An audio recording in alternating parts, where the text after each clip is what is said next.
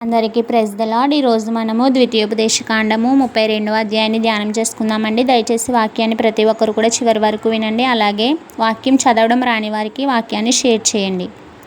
ఆకాశ మండలమా చెవినొగ్గుము, నేను మాటలాడుదును. భూమండలమా నా నోటి మాట వినుము. నా ఉపదేశము వానవలే కురియును, నా వాక్యము మంచు వలెను, లేత గడ్డి మీద పడు చినుకుల వలెను, పచ్చిక మీద కురియు వర్షము వలెను ఉండును. నేను యెహోవా నామమును ప్రకటించెదను, మన దేవుని మహత్యమును కొనియాడుడి. ఆయన ఆశ్రయదుర్గముగానున్నాడు, ఆయన కార్యము సంపూర్ణము, ఆయన చర్యలన్నయు న్యాయములు. ఆయన నిర్దోషి అయి నమ్ముకొనదగిన దేవుడు, ఆయన నీతిపరుడు యథార్థవంతుడు. వారు తమ్ము చెరుపుకొనిరి, ఆయన పుత్రులు కారు. వారు కళంకులు, మూర్ఖత గల వక్రవంశము, బుద్ధి లేని అవివేక జనము. ఇట్లు యెహోవాకు ప్రతీకారము చేయుదురా? ఆయన నిన్ను సృష్టించిన తండ్రి కాడా? ఆయన నిన్ను పుట్టించి స్థాపించెను. పూర్వదినములను జ్ఞాపకం చేసుకొనుము, తరతరముల సంవత్సరములను తలంచుకొనుము. నీ తండ్రిని అడుగుడి, అతడు నీకు తెలుపును. నీ పెద్దలను అడుగుము, వారు నీతో చెప్పుదురు. మహోన్నతుడు జనములను వారి స్వాస్యములను విభాగించినప్పుడు, నరజాతులను ప్రత్యక్షించినప్పుడు, ఇశ్రాయేలీయులు లెక్కను బట్టి ప్రజలకు సరిహద్దులు నియమించెను. యెహోవా వంతు ఆయన జనమే, ఆయన స్వాస్య భాగము యాకోబే. అరణ్య ప్రదేశములోను, భేకర ధ్వని గల పాడైన ఎడారిలోను వాణ్ణి కనుగొని ఆవరించి పరామర్శించి తన కనుపాపను వలె వాణ్ణి కాపాడెను. పక్షిరాజు తన గూడు రేపి తన పిల్లలపైని అల్లాడుచు రెక్కలు చాపుకొని వాటిని పట్టుకొని తన రెక్కల మీద వాటిని మోయునట్లు యెహోవా వాణిని నడిపించెను. యెహోవా మాత్రము వాణ్ణి నడిపించెను.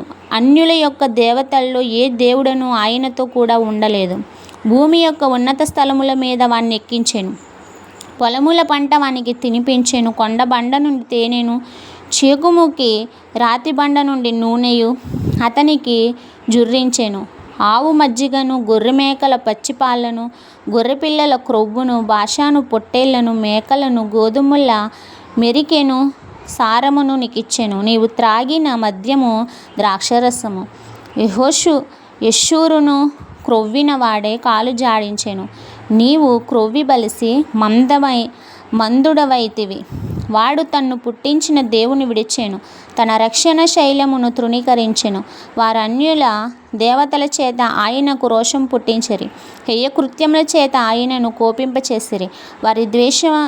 వారి దేవత్వములు లేని దెయ్యములకు, తామెరుగని దేవతలకు, కొత్తగా పుట్టిన దేవతలకు, తమ పితరులు భయపడని దేవతలకు బలి అర్పించిరి.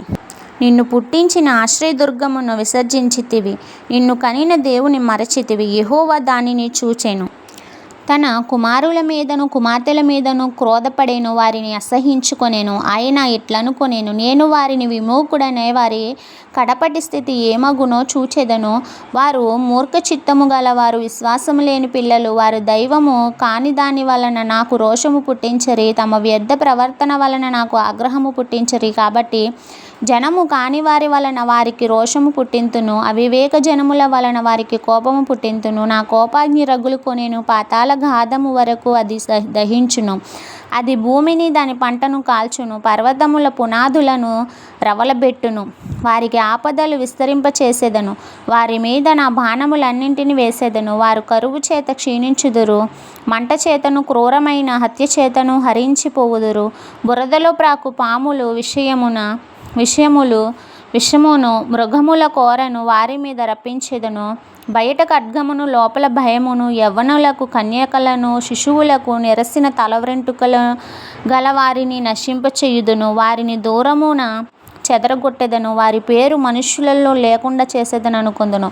వారి విరోధులు నిజముగా గ్రహింపకుందురేమో, ఇదంతయు యెహోవా చేసినది కాదు, నా బలము చేత వారిని గెలిచితిమి అని వారు అనుకొందురేమో. విరోధి గర్వమునకు భయపడి చెదరగొట్టలేదు. వారు ఆలోచన లేని జనము, వారిలో వివేచన లేదు.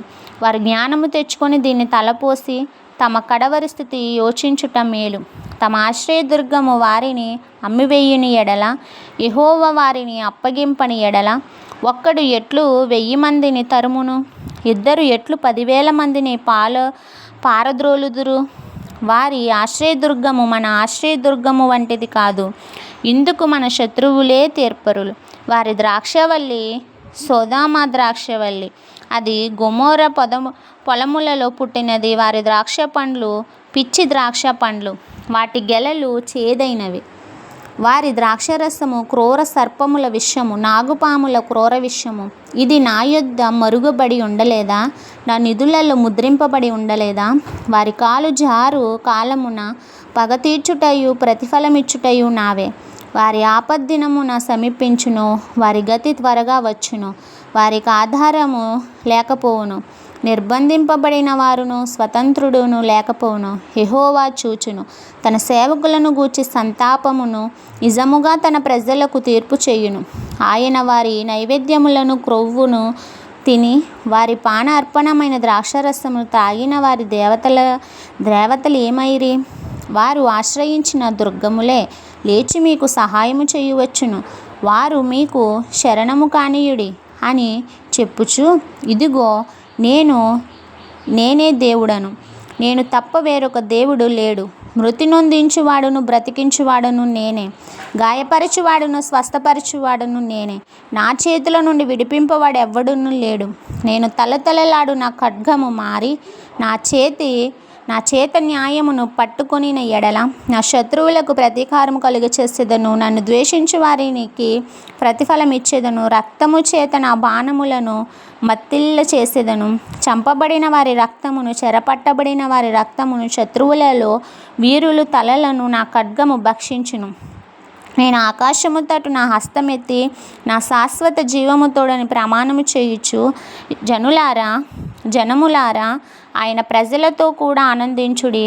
హతులై తన సేవకులను బట్టి ఆయన ప్రతిదండన చేయును. తన విరోధులకు ప్రతీకారము చేయును. తన దేశము నిమిత్తము తన ప్రజల నిమిత్తము ప్రాయశ్చిత్తము చేయును. మోషేయు నూను కుమారుడైన యెహోషువ ఈ కీర్తన మాటలన్నీ ప్రజలకు వినిపించిరి.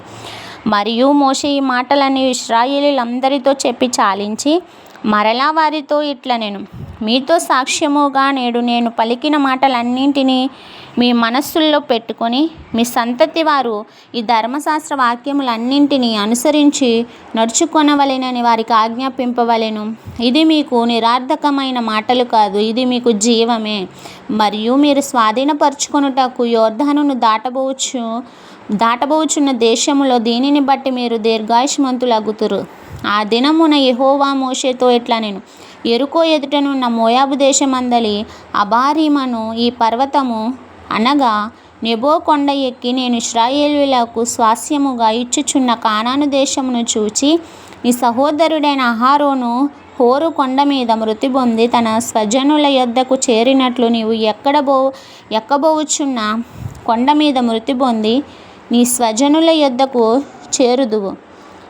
ఏలయనగా మీరు సీను అరణ్యములో కాదేషు మోరీబా నీళ్ల యొద్ద ఇశ్రాయేలీయుల మధ్యను నన్ను పరిశుద్ధపరచక ఇశ్రాయేలీయుల మధ్యను నా మీద తిరుగుబాటు చేసిరి.